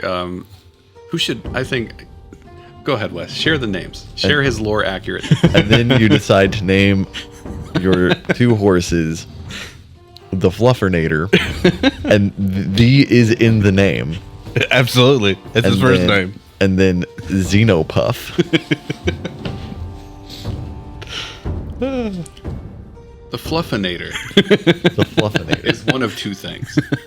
Sorry, it's one of three things. The first thing, this is just Josh's innocent naming conventions for an animal. Number two, it's somebody who is a world champion at eating the Fluffernutter, like the marshmallow spread out of jars. The third one is he is an award-winning fluffer in the adult film industry. It's definitely number one. I didn't think of any of the other two. No, it's number 3. I just thought of puns off like old movies. Like, why is he called the Fluffinator? Because I feed him marshmallow fluff all the time. Is he okay? No, he can't see because he's got diabetes. He's going to lose part of his hoof. Certainly we can't leave the part about diabetes in. Yeah. Certainly we can't. That's ableist. Saying that a horse has diabetes because they eat nothing but marshmallow fluff is absolutely not ableist. We'll look it up and decide later. Where's our... Ultimately, you're deciding, you're editing the yeah, damn thing. where's our what's that word that the thing that Wizards is supposed to have and they say they have but really they really don't, a sensitivity monitor. A sensitivity coordinator? Yeah, who's our sensitivity coordinator? Kiwi. She's sleeping on the job, you fucking mangy bitch. I mean, I would say if anyone, I'd say it was more likely to be either Chris or Melissa, if anyone. Azim has his horses, the Fluffinator and Xenopuff. God, I can't wait until these things die. Can't wait until these things die, and then we just have to abandon the cart on the side of the road and walk. No, we turn you into a horse and you barely pull it. And what you guys should be able to do is, if you have any extra items, you should be able to drag and drop them into the wagon, which is something I am gonna enforce. If it's in the wagon and not on you, You don't have you it. do not have it, unless you are in like unless you're like, let's say you stop to rest for the night and you're camping near the wagon, you'd have access to it. But in like if a combat broke out, you'd have to run and get it. go to the wagon to get it. Oh, no, I I'm, left my I'm sorry. There was clothes one. in the There was a wagon. couple other things I was thinking to get. No, I got totally sidetracked because of the wagon thing. Because of the Fluffinator and Xenopuff, Yep. The wagon got a name too. It does. the wagon of friendship. Who has already put an iron pot? That was from my venturing bag. What is this fucking Skyrim? You just picking up anything you can find? No, that was in my fucking like event. Like it's part of well, the Explorers pack. Is it? I think so. It's one of those. Yeah, but you don't know if it's for cooking or shitting. Yeah. As long as you sanitize it, it can be for both. Realistically, I don't know how I got a iron pot. I'm assuming it's from that. It was in my inventory, and it was heavy. And I'm like, nah, this gotta go. But no, I was going to see about getting like tents and stuff. Tense. Yeah. Are you saying things are getting That's intense? not a bad idea. No, I was going to get y'all tents so I could sleep in the wagon. Y'all could Tent sleep on the is ground. not a bad I mean, idea. I can just sleep on the ground in general. but everybody else is not thinking of survival out, like traveling 20 plus days. Can I get a luxury tent, please? You will get a sleeping bag now, and that's it. You already have a sleeping bag, I presume. I don't. Do you not? Oh, does that one not come in the scholar's kit? No. Ooh, I got some ink. I got some parchment. sucks to suck. I got an ink pen. I have a bedroll. A little That's all bag I of sand. I do need to buy a bedroll. That's all I need. A log. You gonna name the tents too? Yeah, tent 1, tent 2, tent 3, and tent awesome. Guess which one Josh sleeps in. I'm sorry, I like to have fun with names. 1 gold piece for a tent. I'm sorry, for a bedroll. That's what I'll be paying. I mean, what's great about, like, I think I'm pretty sure I've said it before, like, my character's name has the meaning of protector, and I knew his subclass was going to be safeguarding. My horse has the name of Fluffinator. The Fluffinator, sir. Fluffinator. See, are you sure you want to go with that? Are you sure you don't want to try and better ground your horse's names in your character's lore? Wes, why do you have such a thing against the names of my horses? I don't know, man. I put a lot of time and effort into my familiar's name. And I enjoyed the names I gave him. Xenopuff is, I like it. I named Xenopuff after my great grandfather. Why? Because he was xenophobic. Oh. And I think they add more fun to the campaign. And fun is the purpose of this, is it not? I have a lot of fun when they get eaten by an owl bear. I put my bedroll in the cart. Yeah, you're welcome to buy. Sorry, Pan. You bought your own bedroll. Mm-hmm. Are you gonna make other people buy their stuff? A sim or It was 1 gold. I mean, I already have a bedroll. I guess I'm only going to buy a tent for me since no one else wants a tent. How much is a tent? I don't know. That's what I'm trying to figure out. a tent is 2 gold pieces. Oh, man. A simple in the tents are designed for 2. A simple and portable canvas shelter. A tent sleeps 2. Put 2 in there and I'll buy one. I'll buy 3 tents. Why buying do we 3 need tents? 3 tents? What if one gets ruined? What if both get ruined? Why not buy 4? Josh, what if the when you- backups get ruined? Josh, Why not get 6? I think you and I are going to agree on this number, or at least we're going to agree on the size of the number. If you go on a trip for 3 days, how many pairs of socks are you bringing? Me? Yes. I bring 5. How many pairs of underwear / boxers you bringing? 6. Good man. You never know. I mean, I would do an extra. Melissa will. Huh? Like for every day I'm going and then 1 extra. Nope. I Gotta have bring 2 for every day. Melissa has not yelled, but Melissa has physically assaulted me before. Because when I go to pack suitcases, I'll pack, like, if we're going to be gone for 3 or 4 days, I'll pack like 5 or 6 shirts, 5 or 6 pairs of boxers, 5 or 6 pairs of socks. Exactly. You never know what's going to happen. And But they'll then look- you forget everything else. And then they'll look at me and be like, why are you packing so many socks? Because what if I need an extra pair of socks? I just assume when I go on vacation, I'm going to shit myself once a day. I don't assume that, but like I don't want to risk it. I also don't pack toiletries. I just wait till we get to where we're going and then I buy them somewhere. I pack toiletries. This time, Melissa was kind enough to pack them for Gen Con for me. I'd be packing. So which leads me to the final question. How many tents do you want to buy? You said they were 2 gold a piece. They are 2 gold each and they're sized to fit 2 standard people. I'll buy 4. Oh, Jesus Christ. I've marked off 2 So many gold tents. already. I'm gonna buy all the tents because I have a feeling that none of y'all thought to prep this way, because all of y'all were kind of doing y'all's thing, and I kind of went and got the supplies and camping stuff. So that's 8 gold. Okay, well there are 4 tents in there. You guys can each claim one if you would like. Right now they're just listed as 2-person tent. There's 1 of them and they are 20 pounds apiece. You have 80 pounds of tent. How much can our horses pull? 1,200 or 1,000. Okay, we're fine. Yeah, Currently. yeah. Until we find something. Doesn't pounds of tent seem to be like a way that Americans would measure stuff? Yeah, this car is like 18 pounds of tent. This car is at least 18 tents. Yeah. Can Like one of those I school buses? Per freedom. Josh, you can do almost whatever you'd like. kind of? It's for thematic more than anything. change the rations to be more like stews and stuff? Well, Instead of just dried well, Are you meal stuff like prepping? that? well. Think, Yeah, man. So think about what a ration is, right? Well, it's dry. It's basically dried things like jerky and all that. A ration is something that you can take without refrigeration or it's already been preserved. So could you take stew? Well, it's not. It's meant to make stews. Not it is. It itself. Freeze dried stew. I mean, he's already got the pot. I do have the pot. You trying to bring like packets of curry powder? Yeah. No, like to actually have something flavorful Curry. on the trip. When you sit down, you actually have something you can cook and Flavorful. Are you saying that beef jerky isn't flavorful? I mean, I'm calling Jack Lang right now, and he's gonna come kick your ass. I'm sorry for wanting to have a little fun with it. It'll be all right. You could. Or if I need to like do something else and like buy spices and other things, that's fine. Surely in the city of Zobek, there is somebody who is using magic to freeze dry meals. Well, it's not like that. It's like because I'm sure we'll be able to find water. Just to add boil. water. Like you could make it, like even with like preserved meats, you could use those to make a stew, right? And I don't see any reason why like the rations couldn't just represent a supply of stored food that is preserved in such a way, and then that you can use that to make meals. I mean, I have no problem saying like I spend an extra 20 gold to find and get other things as well. Does a sim season his food? Absolutely. I'm fine with that. With the understanding that I think you would need to, like during, if you guys were camping or something, you would have to spend a little bit more time prepping it. Yeah. Because you have to cook it.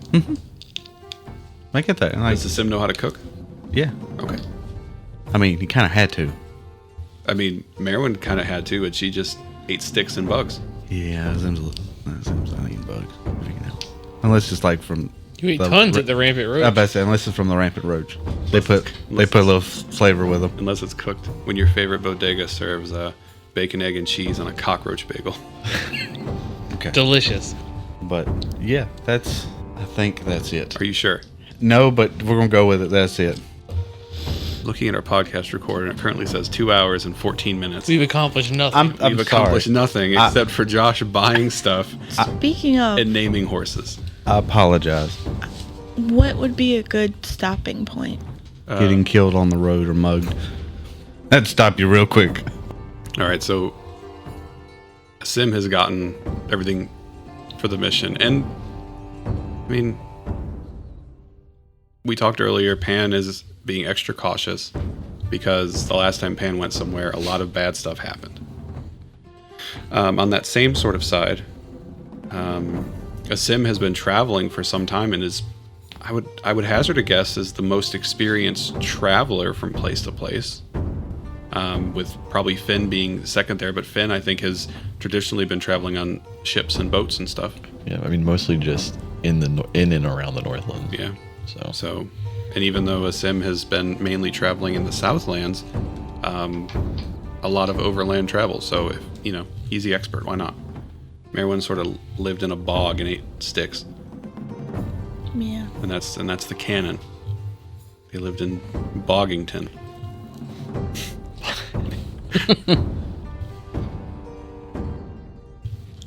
So, Merwin, any last minute things you want to do before the party departs the city? I think I want to settle up with,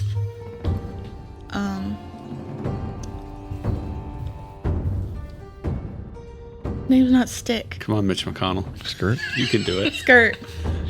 I'm gonna settle up with Skirt. Uh-huh. Is there anything I owe him money-wise? Do you want to go say, like, do you want to go talk to them by yourself, or do you want to wait for other people to go too? I was probably gonna just go by myself. Okay. So maybe first thing in the morning, when you're getting your things together, you go by the Rampant Roach, and you go inside, and it's still early, but people are coming in for breakfast, and Brick will see you, and he says, "Hey, Merwin, do you want the usual?" You know what? I will have breakfast before I leave. What do you mean before you leave? Oh, we're going to, we have a special quest that was given to us. Oh, you're going on a quest? We are going on a quest. Oh, cool. When are we leaving?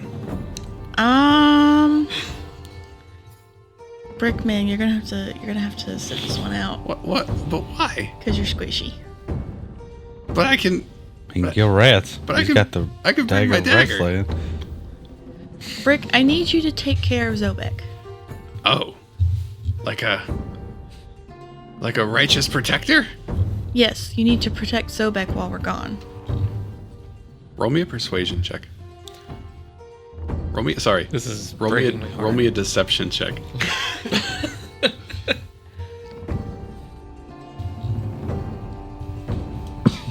Excuse me.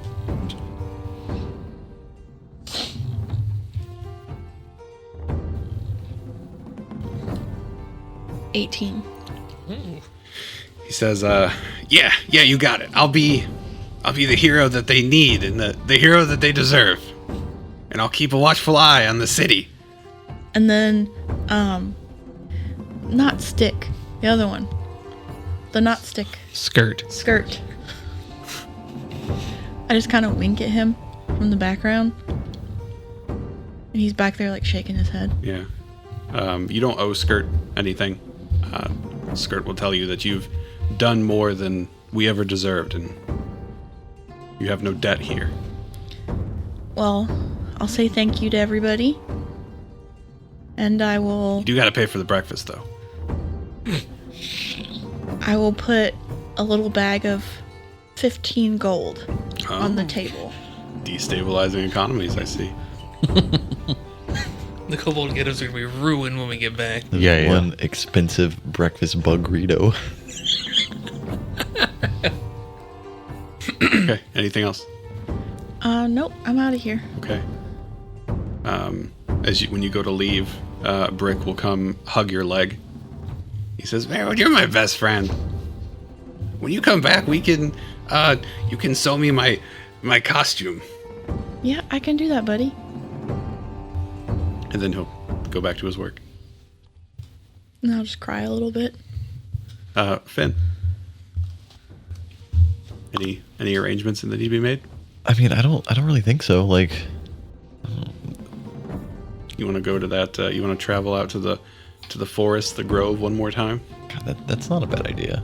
Just kind of go out to the grove, to that quiet spot, and deep in the woods where there's a circle of stones arranged, and sort of kind of commune with the spirits and like mentally prepare for the journey that he's about to embark on. Yeah, maybe with a little augury. Oh, Oh. oh, Oh. It seems like what you're wanting to do. it's not a bad idea. Just remember how augury works. Funny thing that I got something super upsetting to tell you. You know that little like squeaky like Donald Duck wannabe voice I can do? Mm-hmm. I can't do it anymore Why? because I need that tooth that was back there. Oh no. It was very upsetting. I found that out yesterday. I cried a little bit. We'll come back to you, Finn. Let's go over to Azim. Azim goes pretty much all morning getting everything you need for the trip. Yes. Is there anything else you want to do? I would try to stop by the Rampant Roach and say goodbye to them. Okay. So you go in probably after. I think Merwin probably gets there first. So sometime later, maybe still in the morning, but later before you leave, you go into the Rampant Roach, and you walk in, and Brick will come up to you and say, "Hey, Merwin said you guys are leaving. We are. Where are you going?" Is it pronounced Krakova? Krakova? Krakova. Krakova? Krakova. Krakova. We are going to Krakova. We were summoned by, or told by. The Clockwork Oracle. Yep. That was the Clockwork Oracle. To go there and stop the blood marriage. Oh wow, that's pretty impressive. I'm not trying to brag or anything, but yesterday, I killed 3 rats. I bet you did. You are very mighty when it comes to the slaying of rats. Yeah, Merwin said I have to protect the city while you guys are gone. I expect no less from you. I'm gonna find someone who's doing a crime, and I'm gonna make sure they don't commit any more crimes ever again. Don't go out of your way to like hurt somebody. No, I will ensure that justice is brought to those who deserve it, Calm down, Batman. and those who don't are gonna become rats. So yeah, don't worry. I'll keep an eye on things. And I kind of just shake his hand and say, I believe in you. Yeah, I know. Wow. Love it. He's come so far. Ben, can we come back to you, or do we need to go to Pan? But after that, I'd go back and make sure the horses and all that are actually like ready to Yeah, go. you're all set. So, for augury, Excuse me. just like a mechanical thing, it's pretty much you can ask basically a yes or no question, and then you get a result. Yeah. And- It is a yes or no, and you get a yes, you get a wheel, a woe, Wheel woe. or a wheel and woe. Gotcha. I think I want to hold off on that for a second, though, Okay. because I want to hit Pan first, Why do you want to hit me? because I hate you. It's unfortunate. That's why you have the coaster that says you're a disappointment. Damn, I do have that coaster. I put it underneath the other one so I wouldn't feel so bad. You should switch it out if you ever go unconscious. What's Pan doing the night of the morning before you guys are leaving? I'm gonna go to school. I'm gonna make sure that Professor Riverbend is in any classes. I'm gonna go to her office. Go to her office. It is the same office that you've been in many a times. It is full of various books, many that you have stolen, taken. You see that there are a stack of books on one of the desks in here, on one of like the side tables, and you swear that you still had that book last you checked. But it is what it is. And she's in her office for office hours. Professor, what's up? She's like, Pandemonium, aren't you supposed to be in class? About that, I have this thing. It's a scroll- Pandemonium, I'm not a doctor. It's not that kind of thing. Maybe if you just read it, it'd make more sense. And I hand her the scroll that the priestess of the Clockwork Oracle gave to me. Sure. You hand her the scroll, and she opens it up, and she looks at it. And she says, well, I think this is a fine opportunity for you. Surely you can learn things in the outside world that you cannot learn in a classroom. When are you leaving? Probably like today, I think. Okay. Probably like pretty soon. Okay. And how long do you think you'll be gone for? Well, that's an incredible question. No idea. I was told it'd be 20 days there on a various modes of transportation. I'm not sure how much that changes on a horse or on a carriage rather. So I would say at least let's call it at least a month. Okay. Wonderful. Perhaps we could turn this into a learning opportunity. Sure. What would you think about using this opportunity as a work study program? That sounds really cool. What do you have in mind? I'll have to submit some paperwork, but I'm sure I can get it approved. And between you and I'm sure the administration would be happy to see you doing something off of campus. They really need to let go of that. We all did, right? Yeah, well, unfortunately, never mind. Let me see what I can do, and I will send word to you before you leave. Cool. Let me ask you a personal question. You've always been this guiding force. Pandemonium. I'm not a doctor. A mentor, if you would. Should I tell my parents I'm leaving, or should I just skip town? Ooh, it's heavy. Yeah. I suppose you should tell them what you feel comfortable telling them. Cool. If you were to leave town and not return, would you worry for what they might think? Maybe. Then maybe you should stop by and say hello. Or goodbye, rather. Maybe I will. If we have time. Of course, we're on a tight schedule. Sure. This whole thing. Just a few minutes to stop by. I'm sure they would appreciate it. Sure. I think I owe you this book.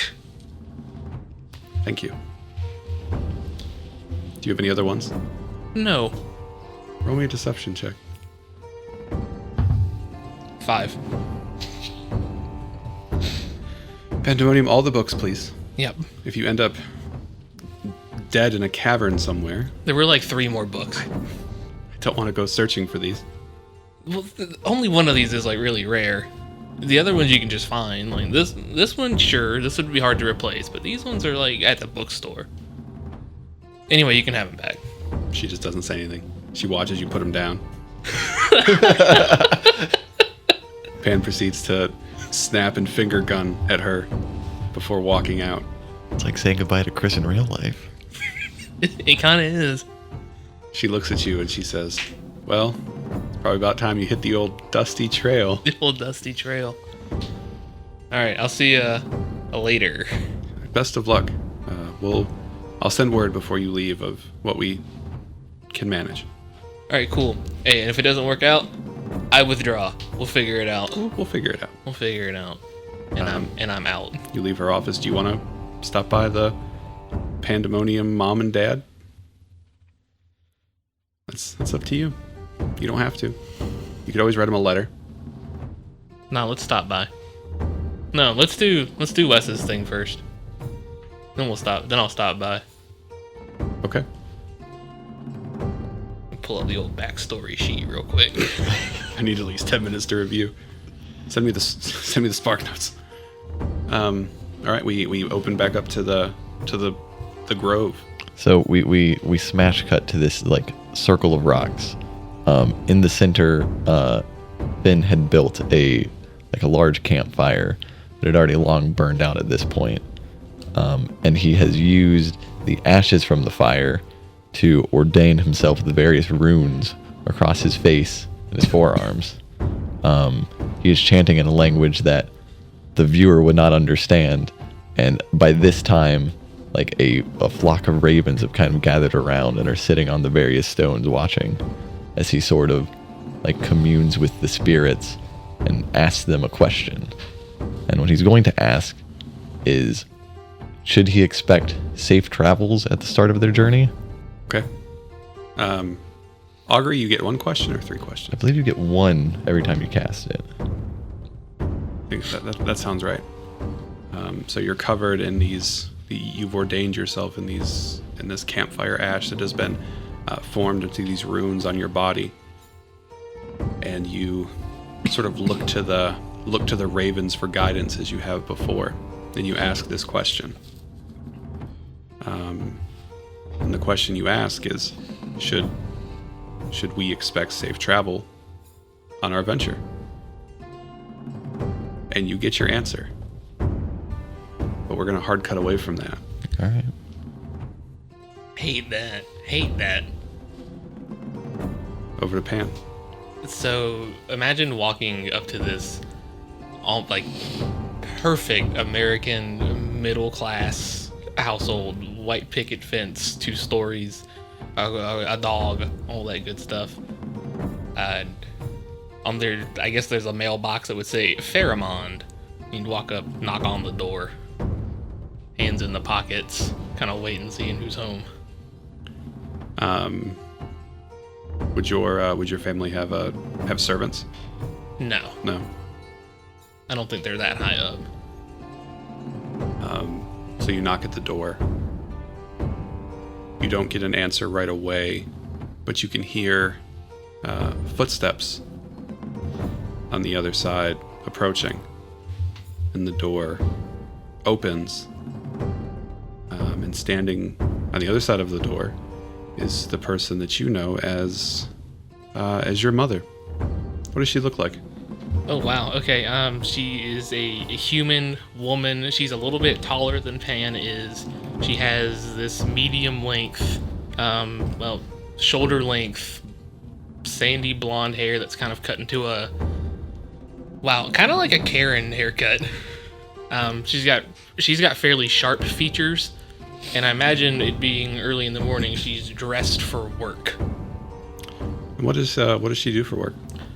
She is the head archivist of the Zobec City Archives. Yeah, so she's wearing her normal work attire, and you can see. Roll me an insight check. Sure. It's not very good. I don't remember my exact modifier, but it's probably... Oh, it's an 8. Seems perfectly fine. And she says, it's... Sorry. I'm in a hurry. I'm taken aback. What can we help you with, son? Hey, I'm skipping town for a little bit. Oh. Just wanted to let you guys know. Okay. Anything else? No, that's about it. Just tell everyone we'll see them later. Sure. I will speak to your father about this later. Cool. If there's nothing else, I'm in quite a hurry. Yeah, no, I don't want to take up much of your time. And she'll like walk out of the door, and she'll kind of stand on the porch here, like the front steps, and she'll like close the door behind her without stepping away from the door, and kind of wait for you to move before she moves. Yeah. Leave. And she walks down to the street and walks the opposite direction. Yep. Roll me a perception check. Perception's wisdom based. 19. 19. The easiest way for her to get to the archives is the same way that you're going. Yeah. But she chose to take the long way around. Checks out. Okay. Cool.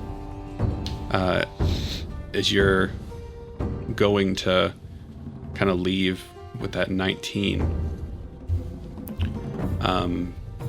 you'll see in the upper story window the face of a boy looking down at you, who you know as your brother.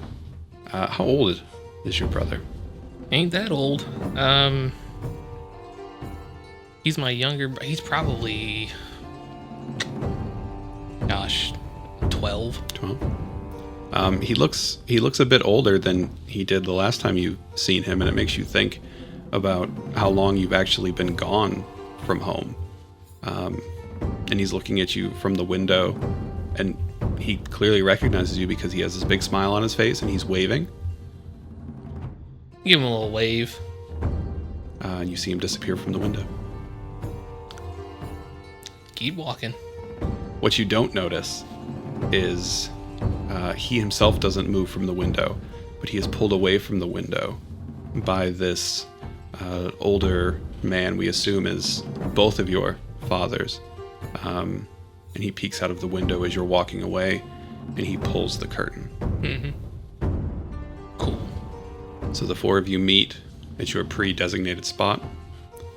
Azim has a cart, a caravan, whatever you want to call it, a wagon ready, is being pulled by two horses that he will introduce to you as the Fluffinator and Xenopuff, excuse me. Did you name them that, or was that their name already? Yep. Okay. Yep as in you named them, or yep as they came that way? Yep. Because, I mean, like, if they came that way, that's unfortunate, but, like, I get it. But if you name them that... You'll be alright. And you can see that he has the wagon loaded up. There are bags of travel rations in there. You're welcome to throw your stuff in there, too. There are tents. There is plenty of animal feed for the horses. There's a big iron pot in the back for some reason. No one really knows where that came from. I mean, we don't have time to stop at every rest stop. You know, sometimes you gotta keep going. Jeez. And the four of you get into the wagon. You know what's bad? I don't have a map. I have no idea where we're going. Surely one of you has a map. You know what? It doesn't matter. I mean, did the priestess give us directions? Like I a don't. map with a path drawn on it. Can you give me the printout of MapQuest, please? You're getting your things into the wagon, and Pan, someone will approach the wagon, and you recognize them as wearing the marker of the Collegium. They're like a messenger or courier for the Collegium. Oh, hey. Hey, are you Pandemonium? Yeah, that's me. Yeah, I know. I gotta ask. It's part of the job. Yeah, I know. My little brother died in that explosion. Just wanted you to know. This sounds made And he up. stabs you in the gut. Piece of garbage. Says I have a package for you from Professor Riverbend, Oh, neat. and I'll hand you like this leather like kind of satchel that's been tied up. Cool. Says, all right, We're supposed to tip you? see you later. I mean, it's not expected, but it is appreciated. Here's 5 silver. Here's a tip. Is Stay that in a- school. Is that a big tip? Is that not what's... Yeah, no, I mean that's fine, you know. Yeah, sure. Yeah, I appreciate it. Yeah. Thanks. Poor man that blows up buildings. And he'll leave. You want to open up the package? Yes. Inside, you find a copy of your letter. Hand me the gun. Inside, you find a copy of the letter from the temple.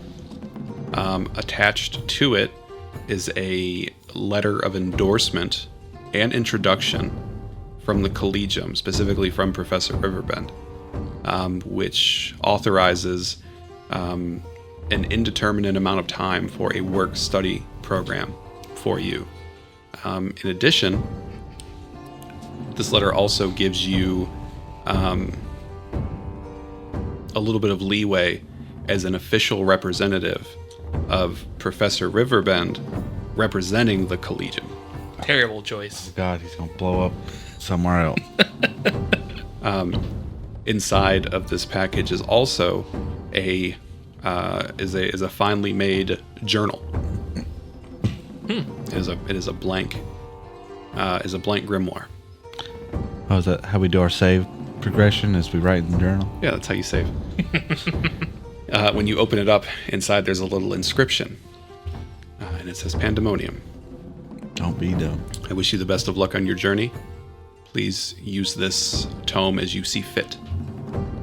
Best wishes. Signed, Professor Riverbend. No map, huh? There's also a map. There's also a map. There's also a map of Midgard. This is on my bedroom wall as a kid. It wasn't. I didn't have walls.